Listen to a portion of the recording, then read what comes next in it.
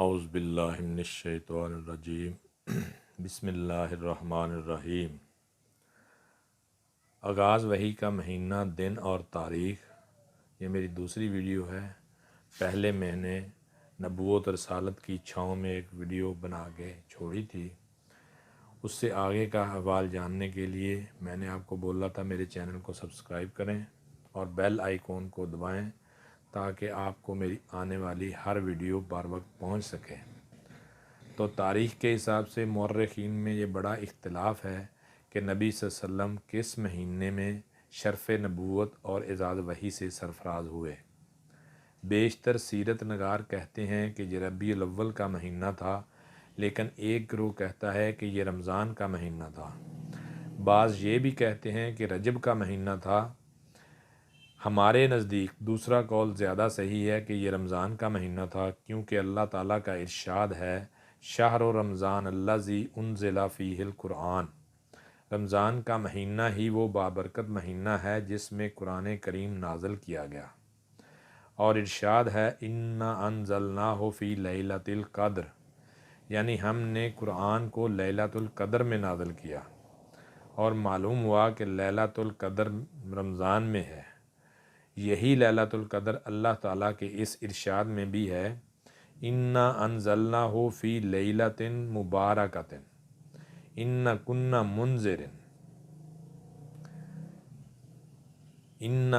منذرین۔ ہم نے قرآن مجید کو ایک بابرکت رات میں اتارا، ہم لوگوں کو عذاب کے خطرے سے آگاہ کرنے والے ہیں۔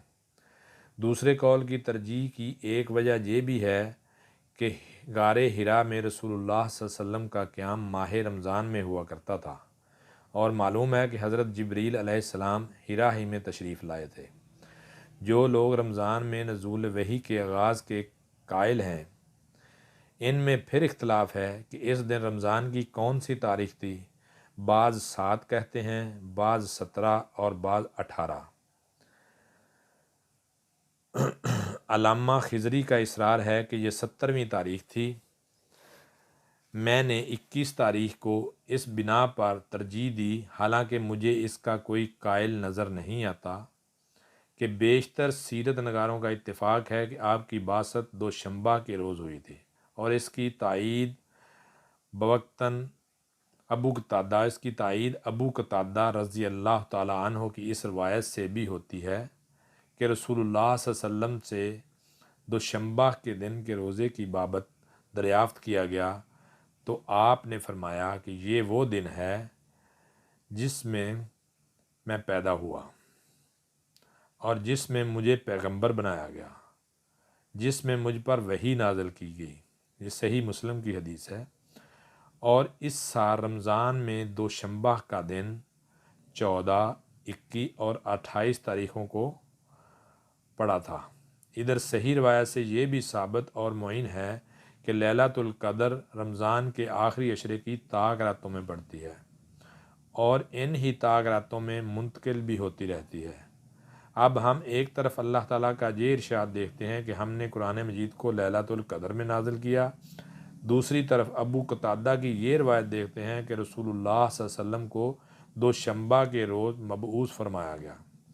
تیسری طرف تقویم کا حساب دیکھتے ہوئے اس سال رمضان میں دوشنبہ کا دن کن کن تاریخوں میں پڑتا تو متعین ہو جاتا کہ نبی صلی اللہ علیہ وسلم کی بعثت 21ویں رمضان کی رات میں ہوئی، اس لیے یہی نزول وحی کی پہلی تاریخ ہے۔ اب ذرا حضرت عائشہ رضی اللہ تعالیٰ عنہ کی زبانی اس واقعے کی تفصیلات سنیں۔ یہ انوار لاہوت کا ایک ایسا شعلہ تھا جس سے کفر و ضلالت کی تاریکیاں چھٹتی چلی گئیں، یہاں تک کہ زندگی کی رفتار بدل گئی اور تاریخ کا رخ پلٹ گیا۔ حضرت عائشہ رضی اللہ تعالیٰ عنہ فرماتی ہیں رسول اللہ صلی اللہ علیہ وسلم پر وحی کی ابتدا نیند میں اچھے خواب سے ہوئی۔ آپ صلی اللہ علیہ وسلم جو بھی خواب دیکھتے تھے وہ سپیدہ صبح کی طرح نمودار ہوتا تھا۔ پھر آپ صلی اللہ علیہ وسلم کو تنہائی محبوب ہو گئی، چنانچہ آپ صلی اللہ علیہ وسلم غار حرا میں خلوت اختیار فرماتے اور کئی رات گھر تشریف لائے بغیر مصروف عبادت رہتے۔ اس کے لیے آپ صلی اللہ علیہ وسلم توشہ لے جاتے، پھر توشہ ختم ہونے پر حضرت خدیجہ رضی اللہ تعالیٰ عنہ کے پاس واپس آتے اور تقریباً اتنے ہی دنوں کے لیے پھر کھانا لے جاتے، یہاں تک کہ آپ صلی اللہ علیہ وسلم کے پاس حق آیا اور آپ صلی اللہ علیہ وسلم غار حرا میں تھے، یعنی آپ صلی اللہ علیہ وسلم کے پاس فرشتہ آیا اور اس نے کہا پڑھو۔ آپ صلی اللہ علیہ وسلم نے فرمایا میں پڑھا ہوا نہیں ہوں۔ آپ صلی اللہ علیہ وسلم فرماتے ہیں کہ اس پر اس نے مجھے پکڑ کر اس زور سے دبایا کہ میری قوت نے چھوڑ دی، پھر چھوڑ کر کہا پڑھو۔ میں نے کہا میں پڑھا ہوا نہیں ہوں۔ اس نے دوبارہ پکڑ کر دبوچا، پھر چھوڑ کر کہا پڑھو۔ میں نے پھر کہا میں پڑھا ہوا نہیں ہوں۔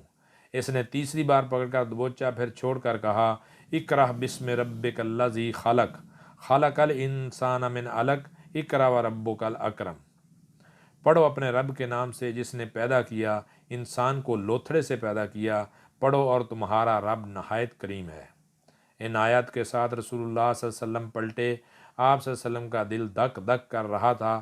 حضرت خدیجہ بنت خویلد کے پاس تشریف لائے اور فرمایا مجھے چادر اڑا دو، مجھے چادر اڑا دو۔ انہوں نے آپ صلی اللہ علیہ وسلم کو چادر اڑا دی، یہاں تک کہ خوف جاتا رہا۔ اس کے بعد آپ صلی اللہ علیہ وسلم نے حضرت خدیجہ رضی اللہ تعالی عنہا کو واقعے کی اطلاع دیتے ہوئے فرمایا یہ مجھے کیا ہو گیا ہے، مجھے تو اپنی جان کا ڈر لگتا ہے۔ حضرت خدیجہ رضی اللہ تعالیٰ نے کہا قطعاً نہیں، باخدا آپ صلی اللہ علیہ وسلم کو اللہ تعالیٰ رسوا نہ کرے گا۔ آپ صلی اللہ علیہ وسلم صلہ رحمی کرتے ہیں، درد مندوں کا بوجھ اٹھاتے ہیں، تہی دستوں کا بندوبست کرتے ہیں، مہمان کی میزبانی کرتے ہیں اور حق کے مصائب پر اعانت کرتے ہیں۔ اس کے بعد حضرت خدیجہ رضی اللہ تعالی عنہ آپ کو اپنے چچیرے بھائی ورقہ بن نوفل بن اسد بن عبد العزیٰ کے پاس لے گئیں۔ ورقہ دور جاہلیت میں عیسائی ہو گئے تھے اور عبرانی میں لکھنا جانتے تھے، چنانچہ عبرانی زبان میں حسب توفیق الہی انجیل لکھتے تھے۔ اس وقت بہت بوڑھے اور نابینا ہو چکے تھے۔ ان سے حضرت خدیجہ رضی اللہ تعالیٰ عنہ نے کہا بھائی جان آپ اپنے بھتیجے کی بات سنیں۔ ورقہ نے کہا بھتیجے تم کیا دیکھتے ہو؟ رسول اللہ صلی اللہ علیہ وسلم نے جو کچھ دیکھا تھا بیان فرما دیا۔ اس پر ورقہ نے آپ صلی اللہ علیہ وسلم سے کہا یہ تو وہی ناموس ہے جسے اللہ نے موسیٰ علیہ السلام پر نازل کیا تھا۔ کاش میں اس وقت توانا ہوتا، کاش میں اس وقت زندہ ہوتا جب آپ صلی اللہ علیہ وسلم کی قوم آپ صلی اللہ علیہ وسلم کو نکال دے گی۔ رسول اللہ صلی اللہ علیہ وسلم نے فرمایا اچھا تو کیا یہ لوگ مجھے نکال دیں گے؟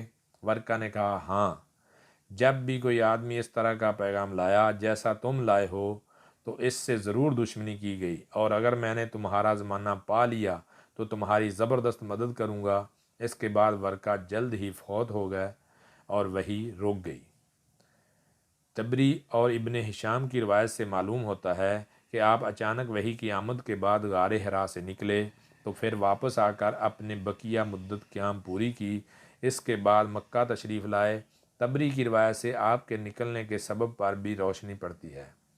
روایت یہ ہے کہ رسول اللہ صلی اللہ علیہ وسلم نے وحی کی آمد کا تذکرہ کرتے ہوئے فرمایا اللہ کی مخلوق میں شاعر اور پاگل سے بڑھ کر میرے نزدیک کوئی قابل نفرت نہ تھا، میں شدت نفرت سے ان کی طرف دیکھنے کی تاب نہ رکھتا تھا۔ اب جو وحی آئی تو میں نے اپنے جی میں کہا کہ یہ ناکارہ یعنی خود آپ شاعر یا پاگل ہے، میرے بارے میں قریش ایسی بات کبھی نہ کہہ سکیں گے۔ میں پہاڑ کی چوٹی پر جا رہا ہوں، وہاں سے اپنے آپ کو نیچے لٹکا دوں گا اور اپنا خاتمہ کر لوں گا اور ہمیشہ کے لیے راحت پا جاؤں گا۔ آپ صلی اللہ علیہ وسلم فرماتے ہیں کہ میں یہی سوچ کر نکلا، جب بیچ پہاڑ پر پہنچا تو آسمان سے ایک آواز سنائی دی، اے محمد صلی اللہ علیہ وسلم تم اللہ کے رسول ہو اور میں جبریل ہوں۔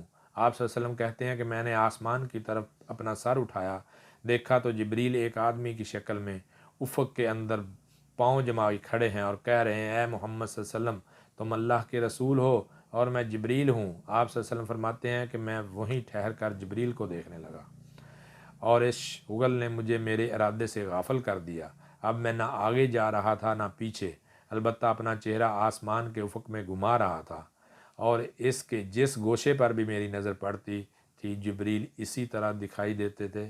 میں مسلسل کھڑا رہا، نہ آگے بڑھ رہا تھا نہ پیچھے، یہاں تک کہ خدیجہ رضی اللہ تعالیٰ عنہ نے میری تلاش میں اپنے قاصد بھیجے اور وہ مکہ تک جا کر پلٹ آئے، لیکن میں اپنی جگہ کھڑا رہا۔